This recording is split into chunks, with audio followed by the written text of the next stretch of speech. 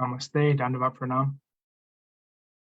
We are here gathered today in order to read the last part of Idols of the Mind versus True Reality by Sripad Bhaktimadhava Puri Maharaj. The fourth chapter is called The False Elephant and the False Ego, and it's just about a page and a half, actually. So then we'll go on to the last chapter, the fifth chapter, called The Unity of Science and Religion. And we humbly request for any of the devotees here or the participants watching on Facebook, if you have any comments or questions that arise throughout the reading, if you could write them down, this way we can discuss them maybe today and then definitely next Sunday during our last discussion day.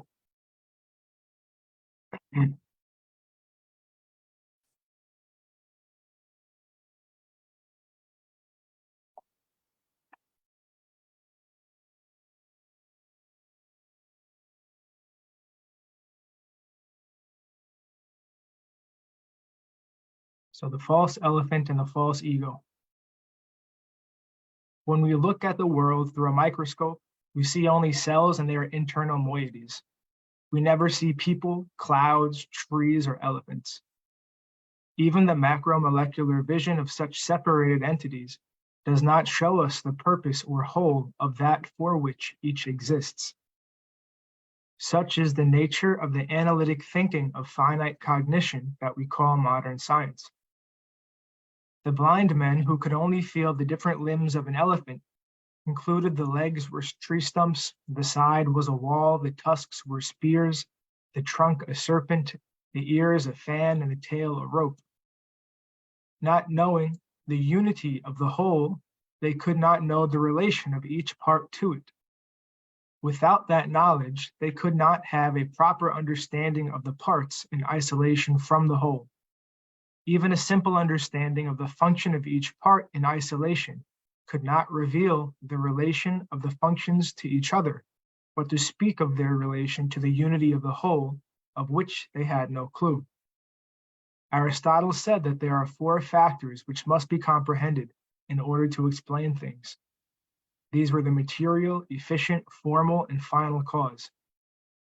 These four represent what a thing is made of, material, what modifies it, efficient, and what plan/design guides its progressive modification, formal, and the goal, the end or aim as the final product which corresponds to its concept, the final end or purpose. In reality, it is the final end that determines and guides all other factors when the unity of the whole is sentient or self-conscious. Even a systems approach will not be sufficient to explain its existence. Systems are not self-conscious. Without knowing the purpose for an individual's own self-conscious existence, one has only a false conception of self or false ego. One's true identity is established only when it is comprehended in relation to a proper concept of the complete whole. This complete whole is the all-accommodating, all-pervading, all-unifying, all-attracting, self-conscious, and self-knowing absolute truth, who is known by many names. The unity of science and religion. The link between science and religion. Science and religion are the two major subjects that people turn to for deepening their understanding of life. Some people consider that science addresses the how of life, while religion addresses the why. Although these vague considerations may not directly assist the deeper rational development of either of these subjects, they hint at the vital role that thought and consciousness have in our relationship with truth. If we understand thought to be only that of which consciousness is aware, then one's own thought about what consciousness is must also be only objects of consciousness, and we have not yet reached what consciousness itself is. Considering both consciousness and its content, objects, thoughts, intuitions, etc., in which the content specifically refers to thought or thinking, we have to first examine the uncritical presumption that consciousness is merely different from and opposed to its thought content. However, instead of the belief that consciousness is passive and opposed to thinking, which is active, we may consider the idea that thinking is the activity of consciousness. In that case, the opposition between the two is resolved as an integral and dynamic unity.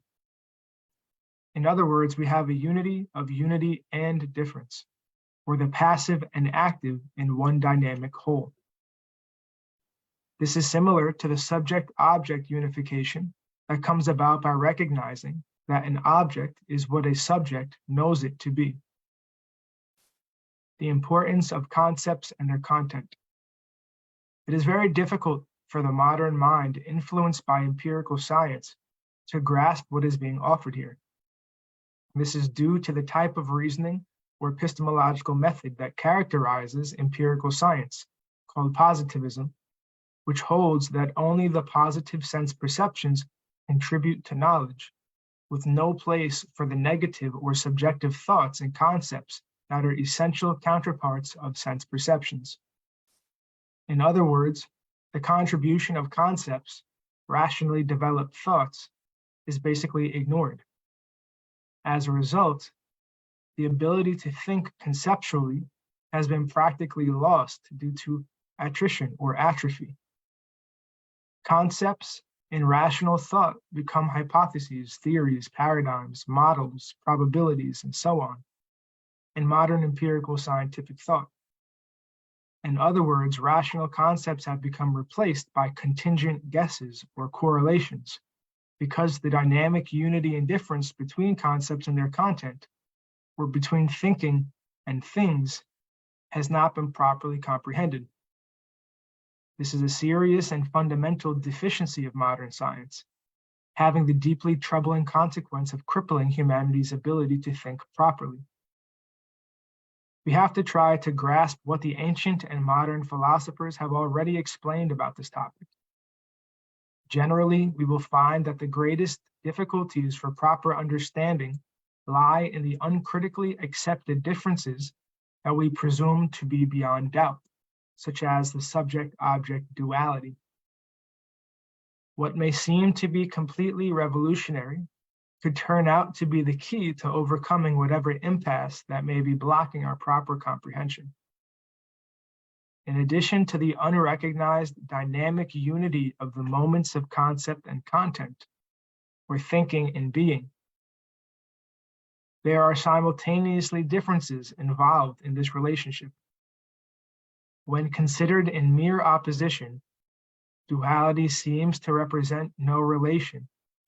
But when each aspect of duality is considered as relatable to the other, we arrive at what German philosopher G.W.F. Hegel called being for self.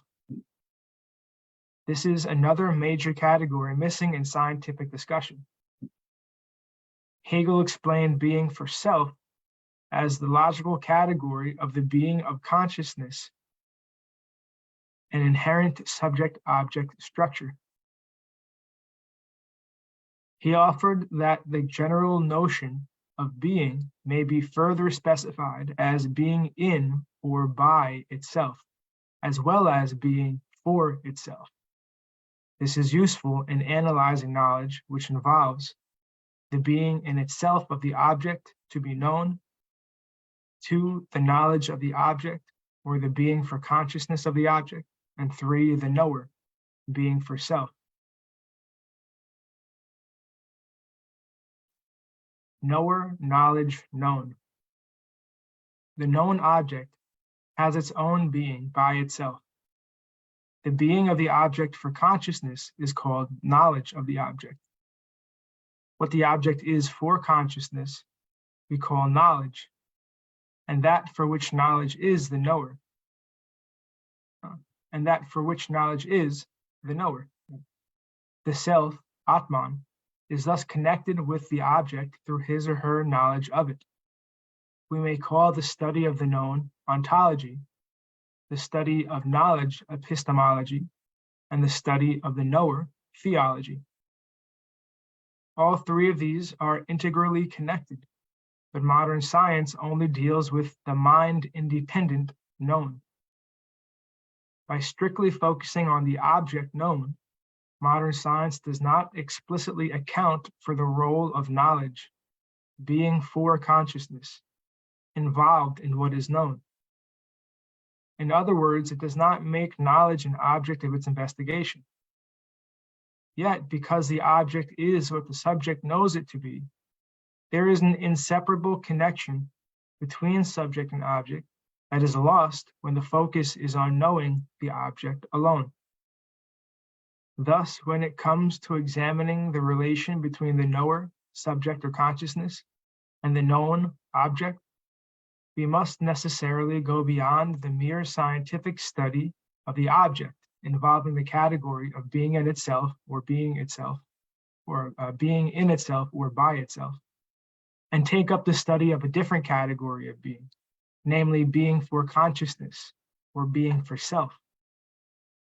A scientific study, meaning a rational and systematic study, can be undertaken in this case involving categories of being beyond mere objects.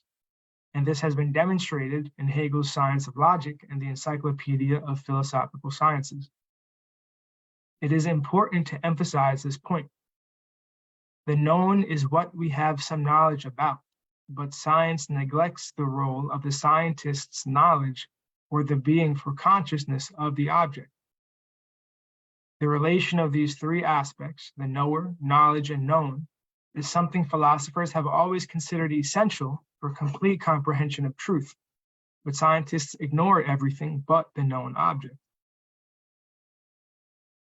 Immanuel Kant, a German philosopher who is considered a central figure of modern philosophy, made especially clear the contribution of the subject, the knower or mind, as essential to understanding the unity of the object and its properties.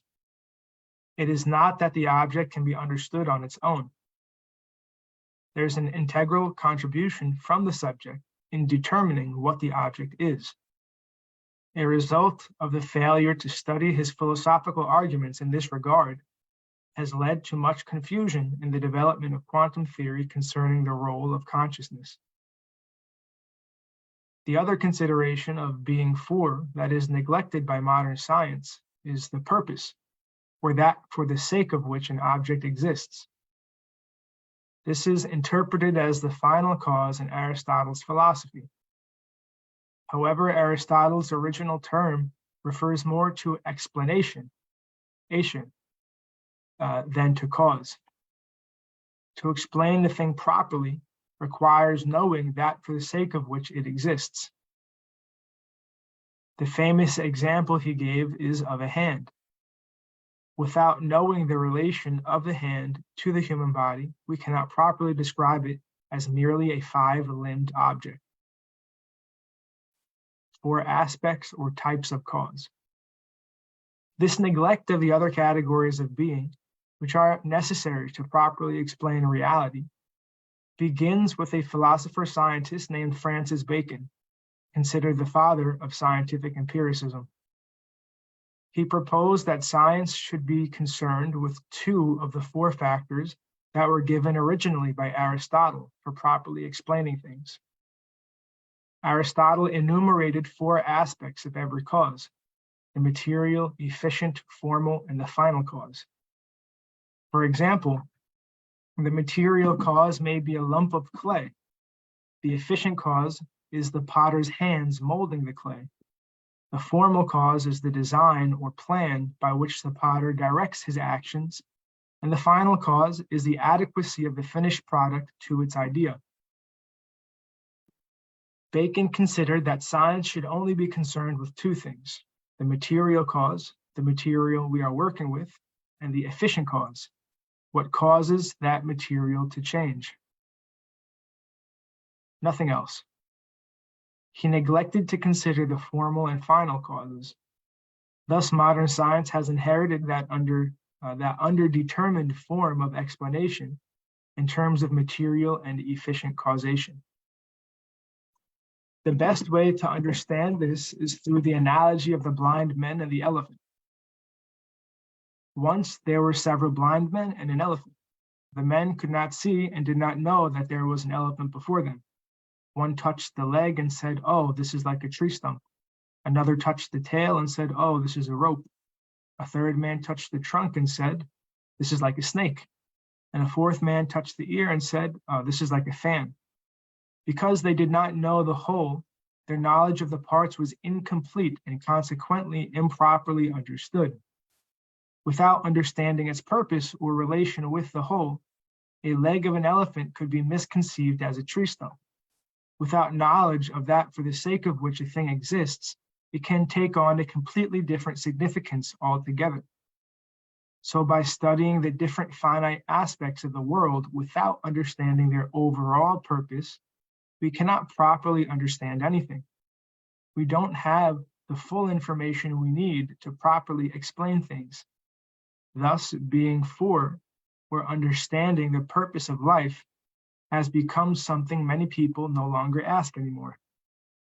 They think that the purpose of life is simply to enjoy the senses, and everything is finished at the time of death. That's it.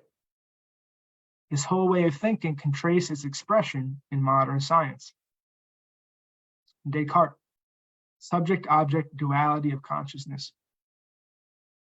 Modernity refers to the age of reason or Enlightenment philosophy, which was first clearly formulated by René Descartes, 1596 through 1650.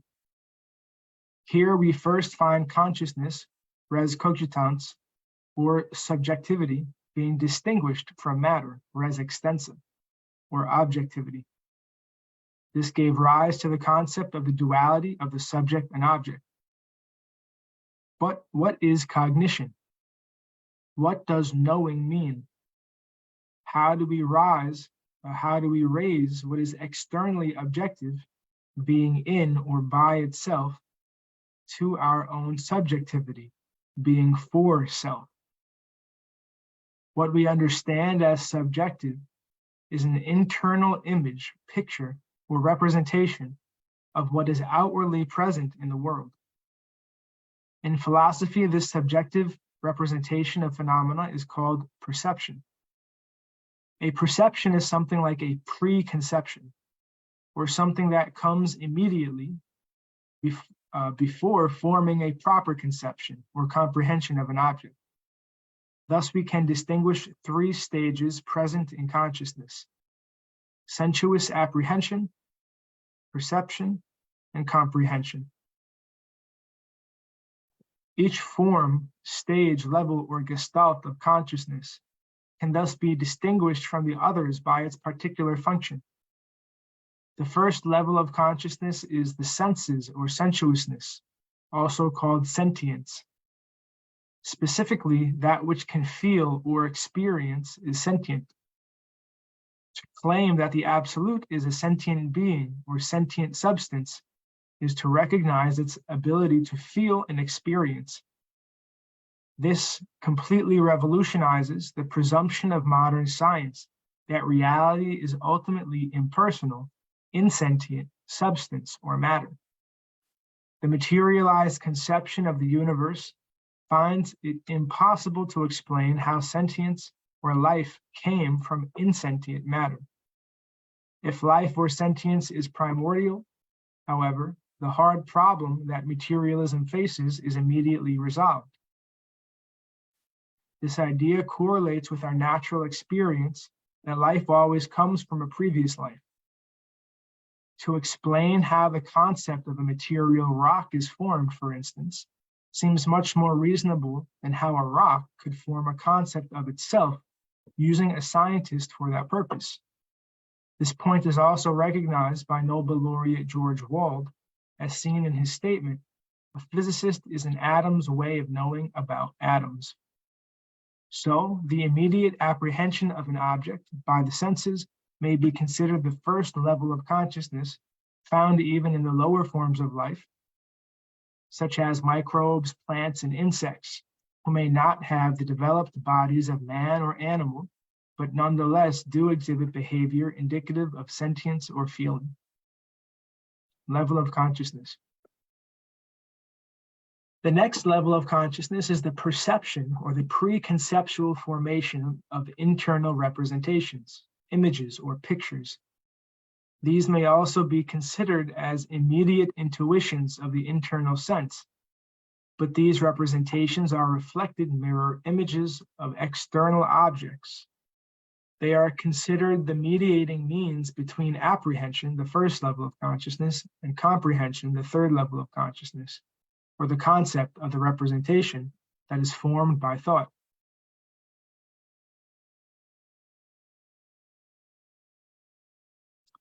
It is within the hierarchy of these three initial levels that we can recognize the beginning of what is called subjective evolution of consciousness.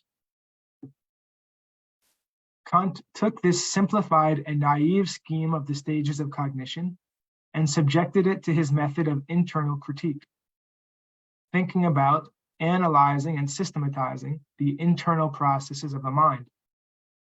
He recognized that there are certain inherent categories of the mind that are applied to objects that are intuited by the senses. In other words, the objects of the senses are not just reflected in the mind like an internal mirror, and then we arbitrarily form concepts of them.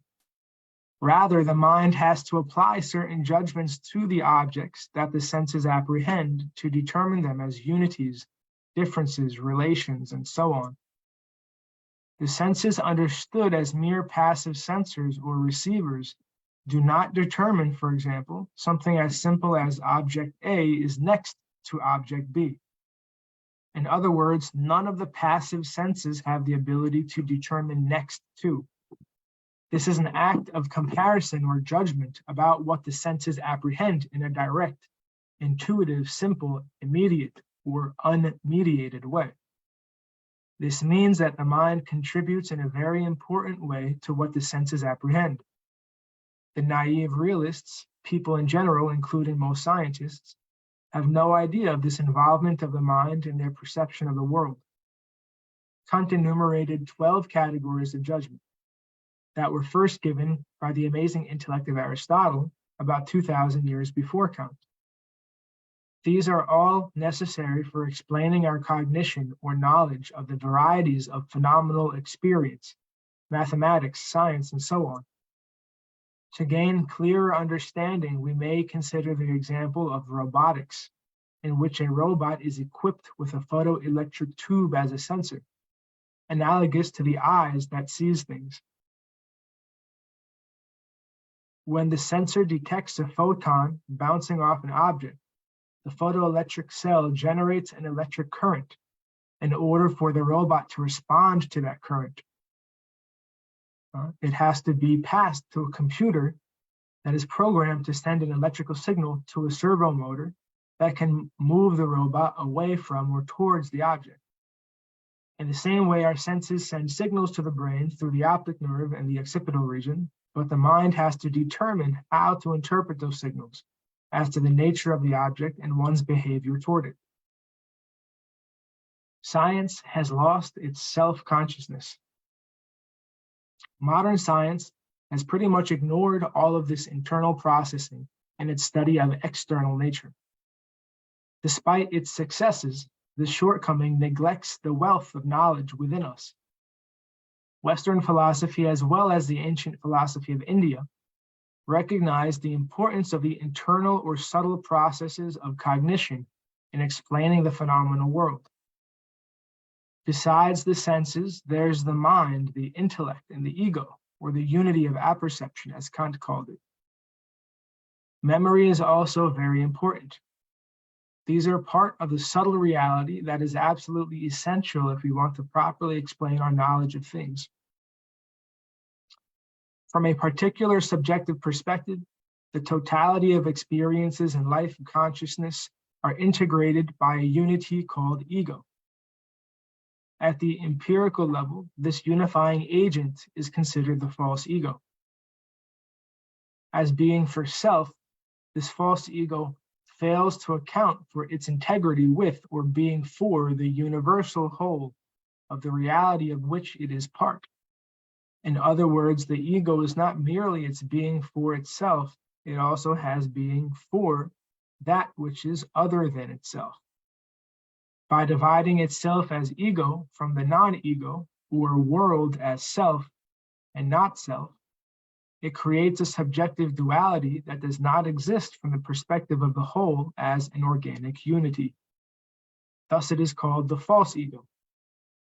However, the being for self of the particular does not, the being for self of the particular does exist as a moment of the particularity of the universal whole, without being abstractly isolated from it. There is another way to understand this from the analogy of the elephant and the blind man. The misconception of the elephant's leg as a tree stump arises from the failure to understand the particular object of immediate experience in relation to the whole. Thus, the false conclusion that it is a tree stump is due to the failure of accounting for its being for that which is other than itself. In other words, that for the sake of which it exists, i.e., its final purpose or end. Such limited or finite understanding of objects as isolated on their own must lead to this type of false knowledge. Isolated and independent false ego. Until we understand what we are for, what the purpose of life is, then the I, the self, the ego, is misconceived as an isolated self, an individualized form centered upon itself. It is called false ego because it is understood only in its being for itself and not in its context as being for other, in its relationship to the organic whole, God, Spirit, the Absolute, the ultimate truth. In these terms, it becomes real knowledge of self. Our real identity is as part of the whole. We are part of something greater than ourselves, beyond our localized existence. And yet the whole is not merely beyond or opposed to oneself, since one is included in the whole. Real education is meant to learn about this. When a person says we, one immediately takes oneself and extends it to become a part of something wider than itself. I and we are not the same singular and plural first person, yet one still identifies oneself with we. In other words, I include myself when I say we. I don't think that it is something different from me when I say we.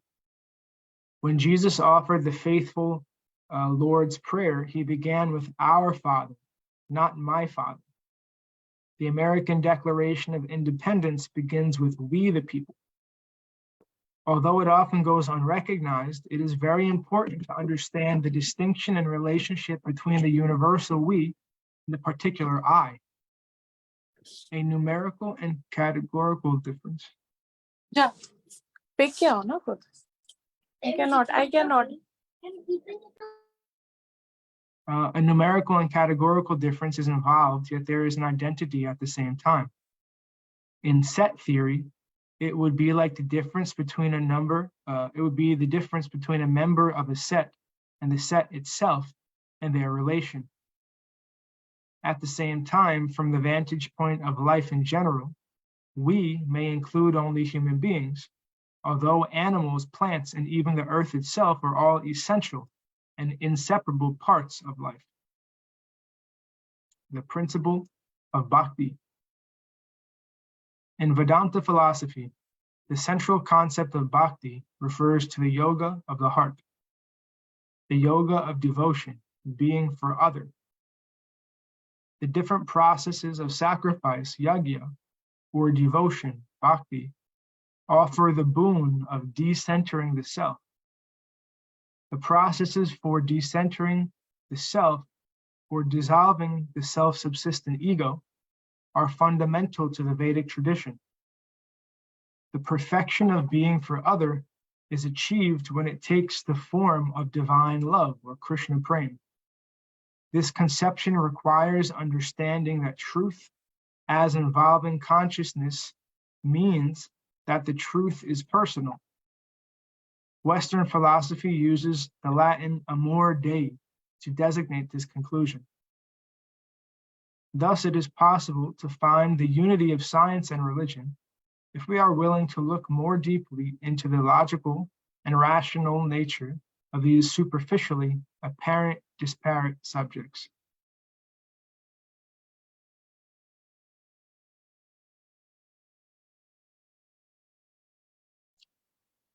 That's the end of the book.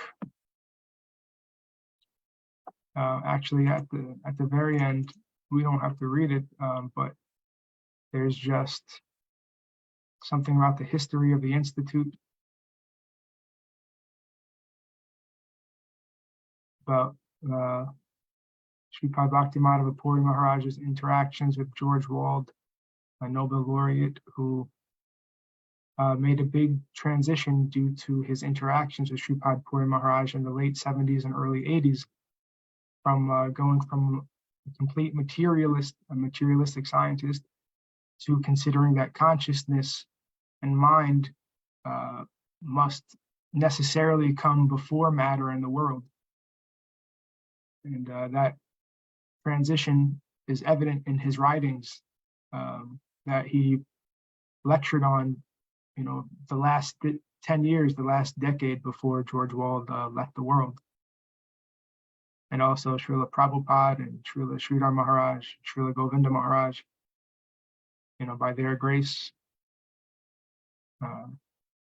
we can talk about these things and associate with the devotees. So this is how the book ends, actually, with that context.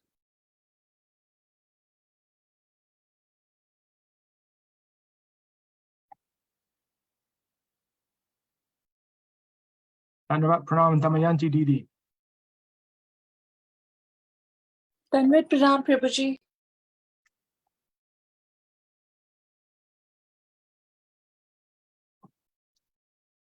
So were there any? Do we have PDF for this one?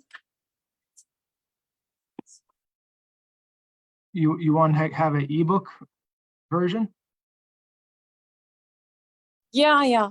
Do we have that here or no? You don't have. I was just sharing the personal copy that I have, but otherwise the ebook itself is available online on Amazon. Okay, it is there. Okay, what is the name exactly? The True Identity, the one which you shared, right? Yes, I'll put the link in the chat here. Yeah, I'll buy it. Okay.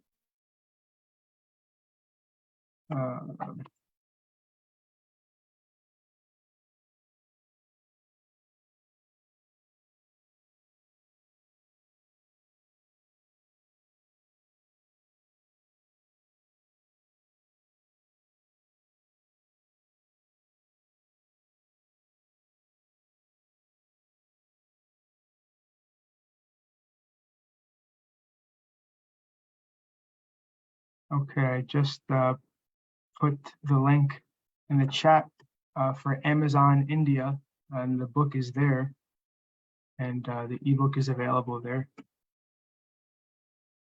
Thank you so much, Prabhuji. I'll just take it from there. Yeah. Are there any comments or questions from the devotees about what we read? If you can summarize, because I joined late, I just forgot I was doing something. Yeah, if you just summarize I know it's a huge thing, but major points, if you just tell me so that. Yeah, basically, Maharaj was giving some historical context as his approach is always like that, giving the historical context of how science came to be the way it was, the way it is. So first he talked about Aristotle. Aristotle is considered to be one of the fathers of Western modern science, and Aristotle gave these 4 causes that needed to be explained.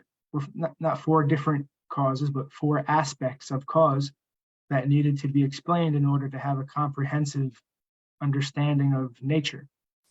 This was the material cause, you know, the matter or the material from which something is made of.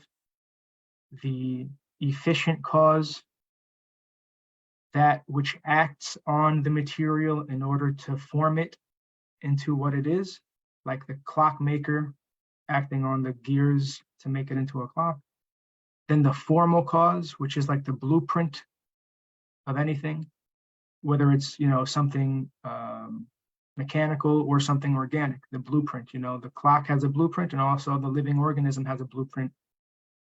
You know, that's why in the seed of an oak tree always develops into an oak tree, or the embryo of a fish or a human being always develops into an embryo or a fish, because there's some formal cause, there's some blueprint that guides the development of that.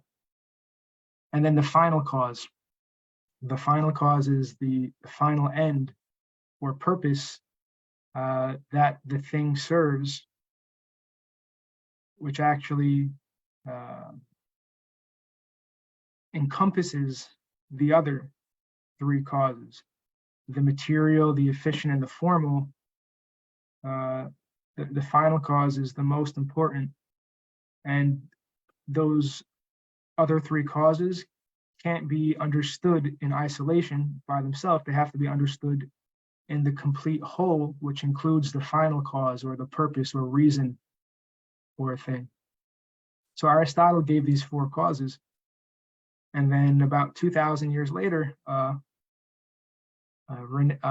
Francis Bacon, one of the fathers of modern science, he said, we don't need to know about the final cause. We don't need to know about the formal cause. We only need to know about the material and the efficient cause. So basically, this was removing the context of anything, of any purpose of a thing. Now we only know what it's made of and what acted on it to make it the way we observe it in nature. We don't know the purpose, and we don't know anything about the blueprint, the subtle blueprint. We only know these gross, measurable material things, the material cause and the efficient cause. That's what Francis Bacon started. And then modern science, as it continued to develop, kept that.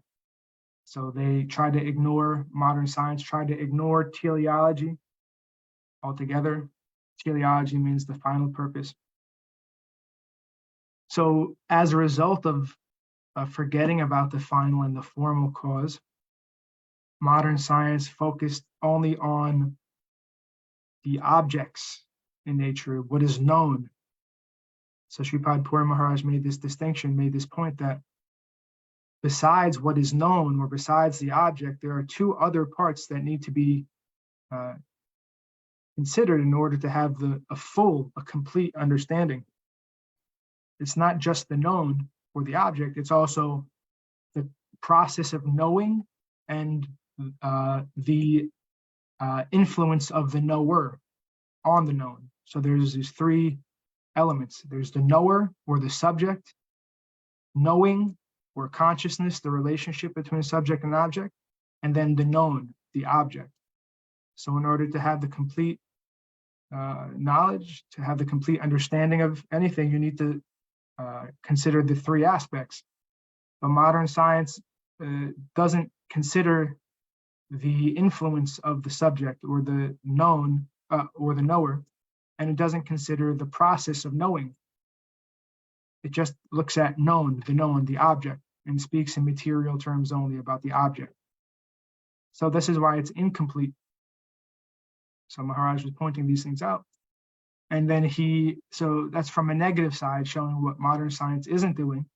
But then Maharaj was showing positively how to go about doing that by talking about Immanuel Kant and G.W.F. Hegel. Now, these are two philosophers that don't make that mistake.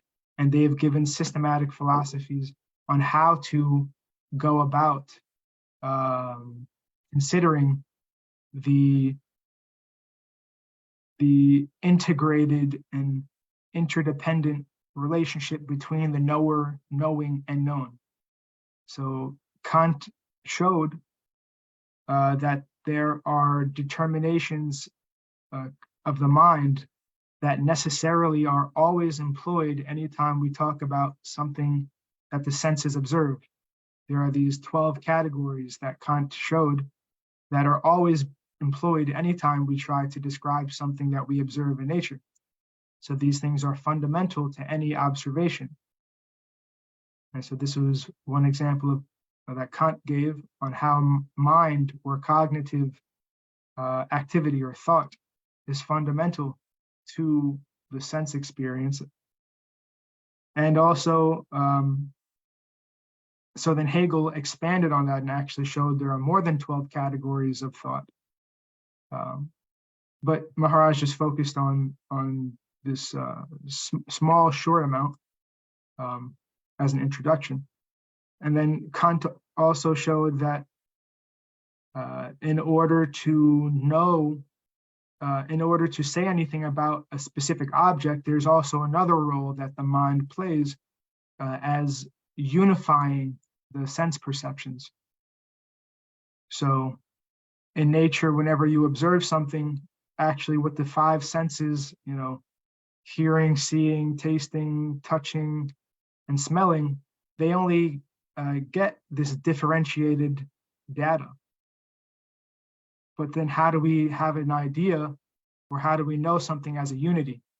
Like a sugar cube, right? A sugar cube is one thing. We talk about it as one thing, but actually our experience of it is completely of differentiated content. You have sweetness, you have hardness, graininess, cubeness, whiteness. It's all this different thing, but we call it one unified thing, the sugar cube. So this is something that the self or the I is doing. It's not something that is done by the senses. The senses can only perceive, can only apprehend the differences. But the unity, to conceive the unity, that is something that the self or the ego is doing. So in like this, Maharaj is showing these subtle examples, but they're concrete, very concrete examples of how the knower and the knowing, the process of knowing, is influencing what is known. So then Maharaj says, like, very concisely, that the object is what the subject knows it to be. Many times we're thinking that the object is just something that exists in isolation outside of the subject, and it has its own existence in a very definitive way, and the subject doesn't have any role to play in what the object is. But we can see that that's not the case, right? In India, a cow is something sacred, a sacred animal, sacred living entity. And then from the perspective of a Western person, a cow is dinner, right? And that makes absolutely no sense in the context of Sanatana Dharma. But yet for the Western person, something, the cow has a completely different significance. And I know that's like a very harsh example, but it demonstrates the point how the object has its own existence, but then the subject also determines what the object is also. In the same way, a tree has its own existence, making oxygen, right? Giving off carbon dioxide, absorbing carbon dioxide and making oxygen, absorbing the sunlight, producing sugar, right? The tree has its own existence like that.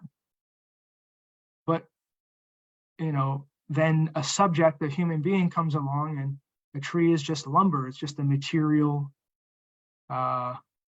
it's just a material resource for them. So that's not, that's a transformation. That's something that a subject came to an object and it transformed what the object was. They used it for their own purposes. Now they start cutting down the tree and building houses out of it. So that's something, a transformation that's going on between the relationship of subject and object. So that has to be studied and understood if someone is after a real science, a real comprehensive and complete systematic account of nature and reality.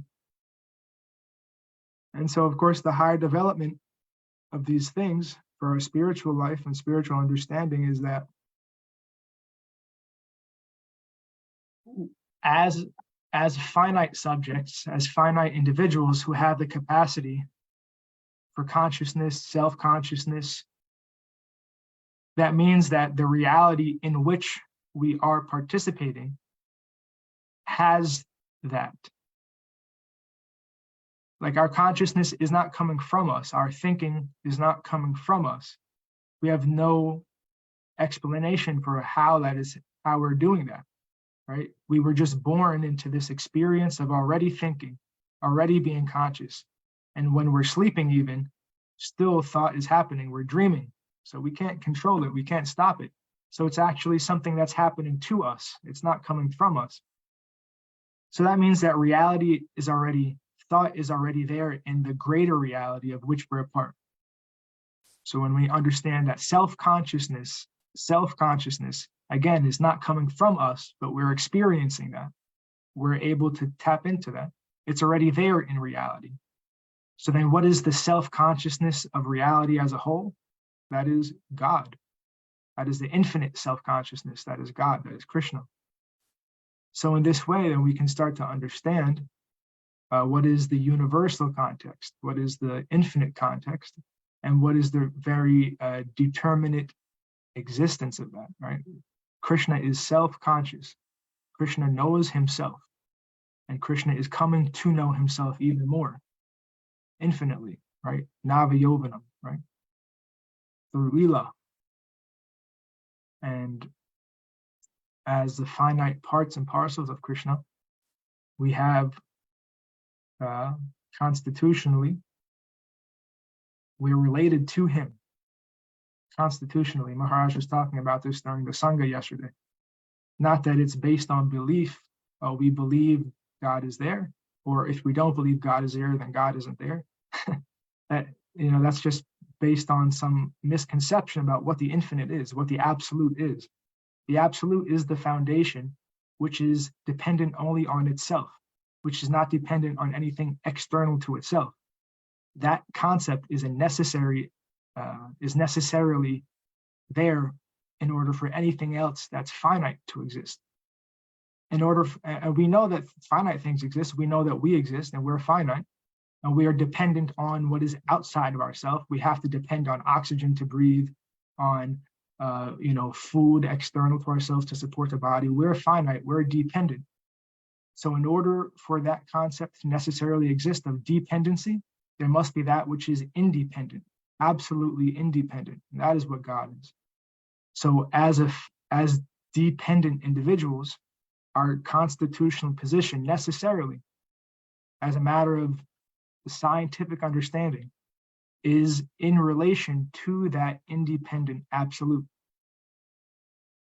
So it's not a matter of, we want to believe we're servants of God, or we want to believe that we're servants of ourselves. That will only, the difference between whether or not we choose to believe in God or not, it just makes the distinction of whether we'll be in illusion or whether we'll be in the truth. We can choose to be an illusion, that's fine. That still doesn't change our constitutional position that we're depending on reality as a whole, but we'll just be blind to that. Or we can choose to not be blind to that and participate in that consciously. And that's what bhakti is, participating in that consciously. And that's what Maharaj ends the book with, the concept of bhakti. So like that, that's a brief summary of what Maharaj presented in this chapter. Thank you so much, Prabhuji. It was very nice, and I'm really thankful for explaining in such a short time. Thank you very much. Well, Jai Gurudev, by grace of Guru, that we can try to think about these things for our own benefit. So thank you for encouraging me.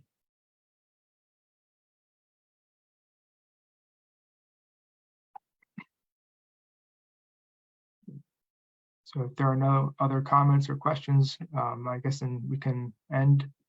And then next week, hopefully there'll be more points for discussion, since it's our last discussion day about the book. You want us to wait till next week to ask questions, or do you want to do a couple of questions now?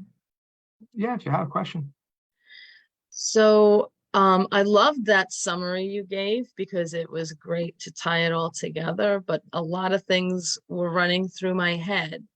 The scientists, the way they think about just the facts, just what's in front of them, just what they see, touch, feel.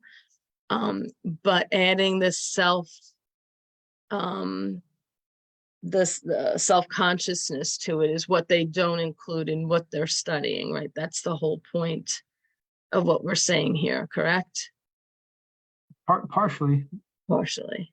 Okay. Also that they don't consider how their subjective self influences what they touch, see, feel, hear. Right. Okay. It does influence it, but they're blind to that. They don't consider it. So that's a huge gap in, yeah. Okay. Thank you for that. So when we bring that into it, because we were talking about this in previous discussions, when we bring ourselves, our self-consciousness, what we know and understand to it, that changes everything based on people's perception, right? Because we all have different perceptions of the same objects, like you were saying with the cow, the tree. Everyone sees the same object, but has a different perception of what its purpose is. Or so doesn't that start to I want to understand this. It starts to change things and makes it's different for everybody. So now the facts that the scientists believe in are now, and I totally understand this and I agree with it, but it changes based on our own perception, our own experience, and it's not the same for everybody. So I guess my point is, then what is real is now perception, and it's different for everybody. So how it's always going to be that way, because we all have different experiences and different knowledge and different self-consciousness.